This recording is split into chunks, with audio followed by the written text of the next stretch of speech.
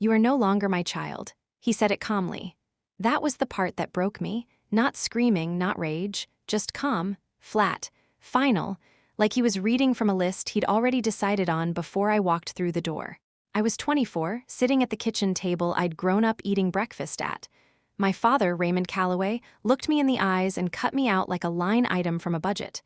No discussion, no appeal, no second chance. He pointed at the door. I left that night with 2 duffel bags, $840 in my checking account, and a secret I hadn't even finished telling him yet. I didn't contact him after that. Not once. Not in 9 years. He found me anyway. And when he did, I was standing in a hospital corridor in surgical scrubs, a board-certified transplant surgeon, with his life in my hands. My father was born in 1959 in rural Georgia. His father worked a paper mill. His mother cleaned houses. Raymond Calloway watched that and decided 2 things before he was 14. He would never be poor, and the only way to guarantee it was to control everything around him. By the time I was born, he employed 22 people, owned a house in Catonsville, and had opinions about everything. The right schools, the right careers, the right kind of daughter to raise. He was not a cruel man. He never raised a hand to me or my brother Marcus. He went to every school play, every track meet.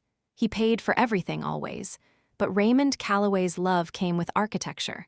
Load-bearing walls, doors that only opened in one direction. You could live inside it comfortably as long as you didn't push against the structure. Marcus followed the blueprint. He studied business, joined Dad's company, married a woman named Denise who Dad liked immediately. 2 kids by 28. Dad built them a swing set with his own hands. I watched all that and understood exactly what it meant. Stay inside the lines, and the love was warm and real. What he could not tolerate was deviation. And I, from about age 9, was a deviation waiting to happen. Not because I was a rebel. I was honor roll, a track athlete, a girl who did her chores without being asked. On paper, exactly the daughter Raymond Calloway should have wanted. But I wanted to be a doctor. That sounds small. In our house, it was not small. The plan was Marcus runs the business, Nadia studies accounting, the Calloway name becomes a legacy. When I was 12 and said I wanted to be a doctor, he laughed, not unkindly. Like it was a phase. I got into Johns Hopkins. Full scholarship, merit-based, one of 40 from over 4,000 applicants. My father read the letter twice, set it down, and said, "We'll talk about this." 3 weeks of conversations. He was never loud, but he was immovable. The business needed people he trusted. Medicine was a long road. The business was right here. In the end, I went to Hopkins. He didn't help me move in. My mother drove me in her Camry, helped me unpack, cried in the parking lot when she left. The warmth in our house dropped to near zero. I told myself it was temporary. Once he saw I was serious, he'd come around. I held on to that for 4 years. Then I came home for spring break senior year and told him what I'd done. And he said those 7 words. Let me tell you what I told him that night. Senior year, I had fallen in love. His name was Eli Marcus, no relation to my brother, a doctoral candidate in biochemistry, 3 years older, quiet and brilliant, and the kind of person who paid attention to things others didn't notice. He noticed me, not as Raymond Calloway's daughter, just as Nadia. We'd been together 10 months when I found out I was pregnant. I was 23, about to apply to medical school. And suddenly there was this thing, enormous, terrifying, beautiful, that was completely unplanned. Eli and I talked for 2 weeks straight. When the fear settled, what was underneath was clearer than anything else. We wanted this baby. We got married quietly in April. A judge's office, 2 witnesses. I deferred my acceptance to Maryland Medical School by 1 year. Then I came home and told my father. Raymond Calloway was a man with a specific set of values. Degree, career, marriage, children, in that order. Anything outside it wasn't just a mistake. It was a failure of character. He asked questions, each colder than the last. How long had I been hiding this? Did I think about my studies? Did I think about this family's reputation? Then, did you do this on purpose to get out of coming back to the business? I couldn't speak for a moment. That question told me exactly what he believed about me, that even my pregnancy was a calculated move. I said no. I said I loved Eli. I said the baby was wanted and I was going to medical school and I was going to figure it out. He was quiet for a long time. "You've made your choice," he said. "You chose that man and that life over this family." "Dad," I said, "I'm not choosing against you. I'm choosing for myself." "There's a difference." He looked at me with something I'd never seen on his face before. Not anger, something worse, finality. "You are no longer my child." He pointed at the door. My mother stood in the hallway, tears on her face, hand pressed over her mouth. She didn't stop me. She didn't stop him. I walked out, put my bags in the back seat, and drove to Baltimore in the dark. 24 years old, 3 months pregnant, newly married, about to defer medical school, and nobody's daughter. The year I deferred was the hardest of my life, and also, in ways I couldn't see then, the most important. Eli's doctoral stipend was $24,000 a year. I had no income. I took a part-time job as a medical scribe at an urgent care clinic, 3 nights a week, entering notes, learning more than I had in any classroom. Our son was born on a Thursday in August. We named him Samuel Eli Marcus Galloway. 6 pounds, 4 ounces. Eli's ears, my eyes, and the most outraged expression I'd ever seen on a newborn's face. Like he'd arrived and immediately had opinions about everything. I held him in the hospital bed and made a quiet decision I have kept every day since. I will never make my child earn this. Whatever Samuel becomes, whoever he loves, he will never have to earn my love. I started medical school the following September. Samuel was 13 months old. Eli had defended his dissertation and taken a postdoc nearby. We built a schedule held together with stubbornness and the love of 2 people who had decided, against all reasonable advice, to make this work. I studied after Samuel went asleep and before he woke up. I memorized pharmacology flashcards while nursing him at 3 a.m. I had no room for self-pity. I had a child who needed me to finish, so I finished. Top 12% of my class. My mother called sometimes, briefly, always when he wasn't home. She knew about Samuel. She'd sent a card when he was born, unsigned, with a $100 bill and a note, "I love you both." I kept that card. From those careful calls, I knew the outlines of his life. The business was doing well. Marcus had taken on more responsibility. Dad had grandchildren through Marcus and doted on them completely. He didn't ask about me, not once. The decision he'd made that Tuesday night was filed. Done. I told myself that was fine, but there's a specific grief that lives in the absence of a parent's acknowledgement. It doesn't announce itself. It shows up sideways, at graduations when you scan the audience out of habit, at moments of achievement when you catch yourself composing a phone call you'll never make. I carried it quietly. I didn't let it slow me down. I matched into surgical residency at Johns Hopkins, full circle, in a way that felt less like irony and more like a promise kept to myself. 5 years of residency, 2 more in a transplant fellowship.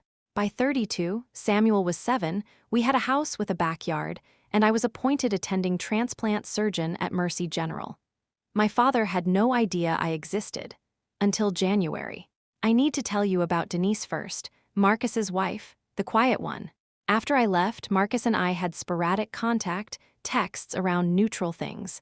But Denise texted me on my birthday every year without fail. 12 years running. "Happy birthday, Nadia. Hope the year is good to you. Never more, never less." Those 12 texts meant more than she probably knew.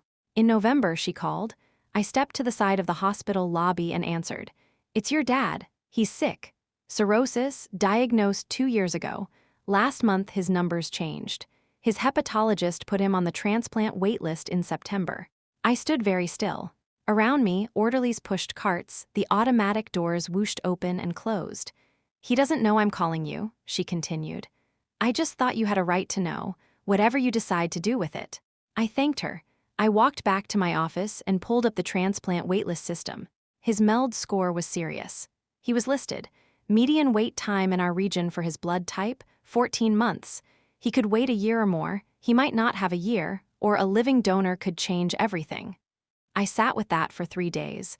On the 4th day, I called his hepatologist. "This is Dr. Nadia Calloway Marcus. I'm a transplant surgeon at Mercy General. I believe you have a patient named Raymond Calloway. I'm his daughter. I want to be evaluated as a potential living donor.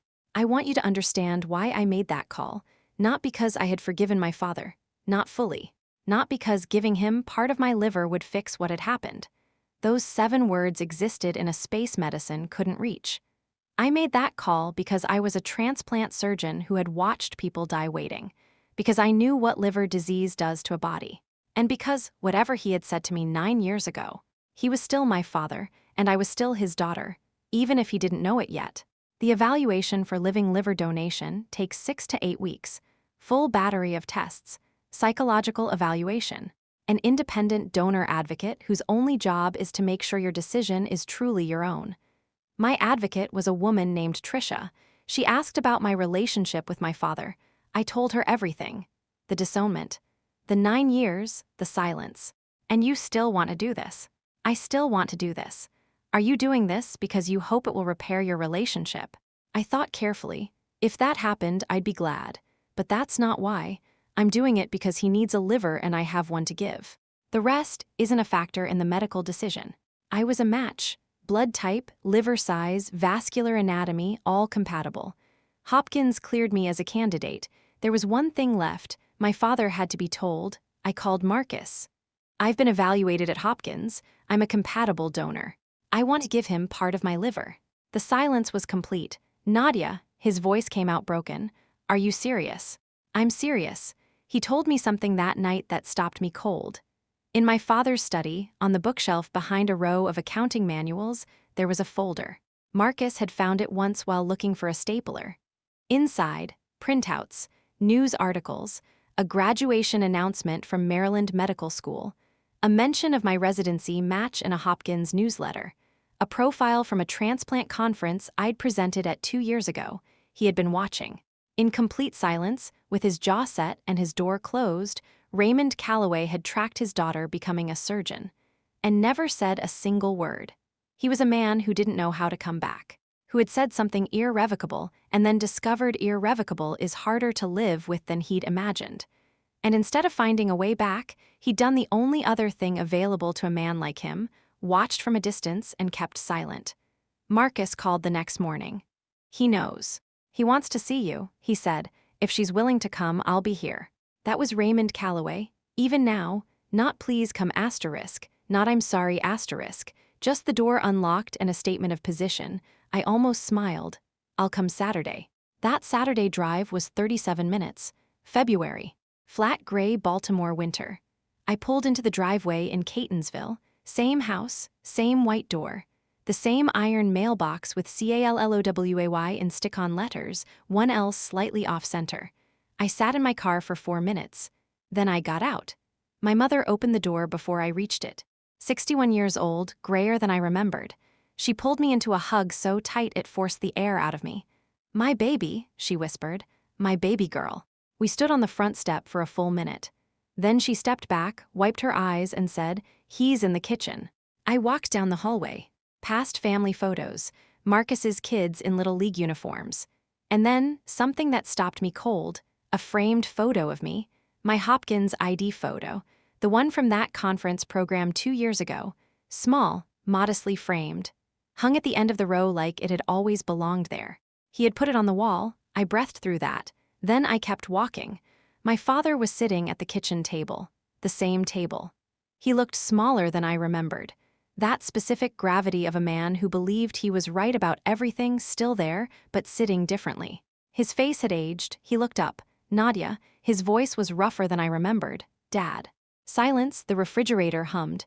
You look like a doctor, asterisk, he finally said. I am a doctor.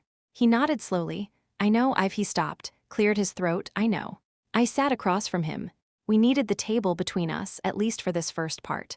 Why are you doing this? He asked quietly. Because you're my father. Because I've spent 9 years building a life I'm proud of, and part of that meant not needing you to validate it. But not needing something doesn't mean not feeling its absence. And because I'm a transplant surgeon who has watched people wait for organs that never come. I wasn't going to be a match and do nothing. That's not who I am. He was quiet. That's not who I raised you to be either, he said eventually. The closest thing to an apology I was going to get in that kitchen on that Saturday. Some things are rebuilt slowly. This was the first brick. What I said next surprised even me. I have a son, I told him. His name is Samuel. He's 8 years old. He has your hands. Something moved across his face. Something that cracked through the controlled surface. I have photos, if you want to see them. "I'd like that very much," he said quietly. I took out my phone. I sat beside him, not across anymore, and showed him Samuel's whole life. 8 years of birthdays, school pictures, a gap-toothed smile at a baseball game, a photo of Eli and me, and Samuel at the harbor on a Sunday afternoon, looking like exactly what we were. A family built from love and stubbornness and the refusal to give up. My father sat with his hands folded and looked at every single one. When I got to the most recent, Samuel on Christmas morning, holding a book about the solar system with the expression of a child who'd received exactly what he wanted, my father reached out and touched the screen. "He looks smart," he said. "He is. He's going to be whatever he wants to be." My father looked at me and nodded just once, small. I had spent 33 years learning to read Raymond Calloway. I knew what it meant. 1 week before surgery, he called, close to 10 at night. "Nadia," his voice was different.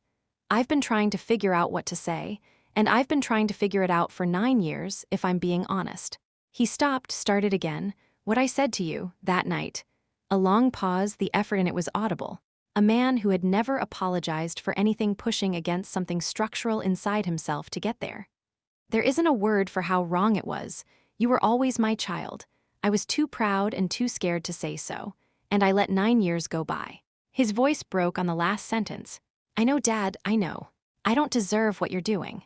Maybe not, but I'm doing it anyway, because that's who I am." "Who taught you to be like that?" I smiled into the dark. "I think it might have been you, just the parts of you that you forgot to show me." A long pause. "I'd like to meet Samuel." "You will, when you're recovered." "Nadia, thank you. Go to sleep, Dad. You have surgery in a week." A rusty sound, a laugh. Raymond Calloway, genuinely laughing at something I'd said. I couldn't remember the last time I'd made my father laugh. It felt like water after a long drought. The surgery was March 14th. I was not in the operating room. You cannot operate on your own family. I trusted the Hopkins team completely. What I was a patient. On a table in a parallel operating room, being put under anesthesia, while 20 meters away my father was being prepared for the most significant surgery of his life. Before I went under, the anesthesiologist asked if I had any questions. I had one. "Tell them to take good care of him." "The man in room 4. He paused. "You know I can't guarantee." "I know, just tell them." He nodded. The medication moved into my IV and the world went soft and dark. I woke up 6 hours later. The first face I saw was Eli's. Holding my hand, looking like someone who had been pretending to be calm for 6 hours and was very relieved to stop. "He's okay," Eli said before I could ask. "He's in recovery. The graft is functioning. It went perfectly." I closed my eyes. Okay. Recovery took 5 weeks. Samuel was grave and tender about it, the specific way of children who understand something serious has happened. He made me tea I didn't ask for. He sat beside me and narrated his favorite nature documentary in elaborate detail because he'd decided I needed to be entertained. Watching him show up without being asked, without calculating the return, it was proof that something about how I'd raised him had worked. My father's recovery was harder and longer, but his numbers were good. The new liver was doing its job. Marcus told me the color was coming back into his face, that he was difficult with the physical therapists and demanding with the nursing staff. "That's Raymond Calloway," I said. He was discharged to Marcus's house for the first month. Denise nursed him with her quiet competence. My mother stayed. The first time in 9 years the Calloway family had been under the same roof. I came on the 3rd Sunday after discharge, still moving slowly. I brought Eli's mother's macaroni and cheese and a sweet potato pie I'd made myself because I wanted to bring something from my own hands. My father was in the recliner. He'd lost weight. He looked tired. But when I walked in, something came into his face I hadn't seen in 9 years. Relief. He looked at me the way people look at something they thought they'd lost and found again. We talked for 2 hours, the real conversation, the one we'd been moving toward since that Saturday in February. He said things that cost him enormously. He said he'd been afraid, when I chose medicine, that I was leaving him, not just the business, but him. That my choosing my own path meant I didn't need him, and not being needed was something he didn't know how to survive. He'd spent his whole life making himself necessary to people, and when I didn't need his blueprint, he felt erased. He knew that wasn't my fault. He said it took years of silence and a liver disease diagnosis to understand what it actually meant to erase someone. He didn't cry. Raymond Calloway doesn't cry, but his jaw was tight and his hands were very still. I said what I needed to say too, that I had never stopped loving him, that I forgave him, not all at once, not because forgiveness is a switch you flip, but as an ongoing choice. Because the alternative was carrying that weight forever, and I was tired of carrying it, that I wanted him to know his grandson. I want that too, he said, more than most things. 1 week later, on a Sunday in April, Raymond Calloway drove to Baltimore for the first time in 9 years. He pulled into my driveway at 11 in the morning, moving carefully the way people do after major surgery. Eli met him at the door and shook his hand. "Sir, it's good to finally meet you." My father said, "It's good to finally be here." Samuel was in the backyard throwing a baseball against the pitchback net. He turned and saw him. He'd been told who was coming. He knew his grandfather had been away for a long time. He knew why, in the way an 8-year-old can. Samuel walked across the yard and stopped in front of my father. Those serious dark eyes, the most Raymond Calloway thing about him, even though he'd never spent a day in his presence until now. "Hi," Samuel said. My father looked at this boy, who had my eyes and Eli's ears and his own hands, who had been alive for 8 years that Raymond had been standing outside of. "Hello, son." And his voice, for just a moment, was the voice of a young man from Georgia. Samuel tilted his head. "I'm pretty good at baseball. Do you want to see?" My father looked at me. I gave the smallest nod. He turned back to Samuel. "I think I would." And my father, told by 3 doctors not to do anything strenuous for another 6 weeks, walked down those porch steps and stood in my backyard and watched his grandson throw a baseball on a Sunday afternoon in April. I leaned against the doorframe and watched them both. This story doesn't have a tidy ending. Because it doesn't. My father calls on Sundays now, short calls. He asks about Samuel. He asks about the hospital. He gives updates on his recovery with the air of a man filing a report, which is how Raymond Calloway shares personal information. I've learned to hear what's underneath. I think I always knew how. I just needed to remember. He hasn't said he was wrong in those exact words. What he has done is show up. On that Sunday in April, and the next one, and the one after. He's driven to Baltimore 5 times in 3 months. He's sat in my kitchen. He's taught Samuel to play chess. He's had dinner with Eli and discovered, with visible reluctance, then visible pleasure, that Eli is someone worth knowing. He's brought my mother twice.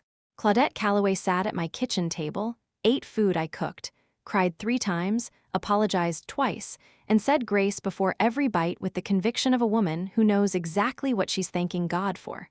My father and I are a graft in progress. I am choosing to believe we will take. If you're watching this and you've been cut off by someone you loved, someone who used their power over you as a weapon, I want to tell you something. You don't owe them your return. Let me be clear about that first. The fact that someone suffers the consequences of their choices does not mean you're obligated to absorb those consequences. You don't owe anyone forgiveness on a schedule. You don't owe anyone access to the life you built without them. You don't owe anyone a liver. But if you choose to give something anyway, because of who you are, not because of what they deserve, that choice belongs entirely to you. That is not weakness. That is you deciding what kind of person you want to be, independent of who they were. There is a version of this story where I don't answer Denise's call, where I stay on my side of the silence. That version is valid. That version is not wrong, but it is not the version I am. I chose to call because I became a surgeon for reasons that have everything to do with the belief that a life is worth saving whenever you have the ability to save it. Even a complicated life. Even a life belonging to someone who hurt you. Some choices don't announce themselves as choices. They arrive in the form of a phone call, a blood type result, a match. What you do next is up to you. I chose to show up. Choose based on who you want to be, not on what you owe, not on what you fear.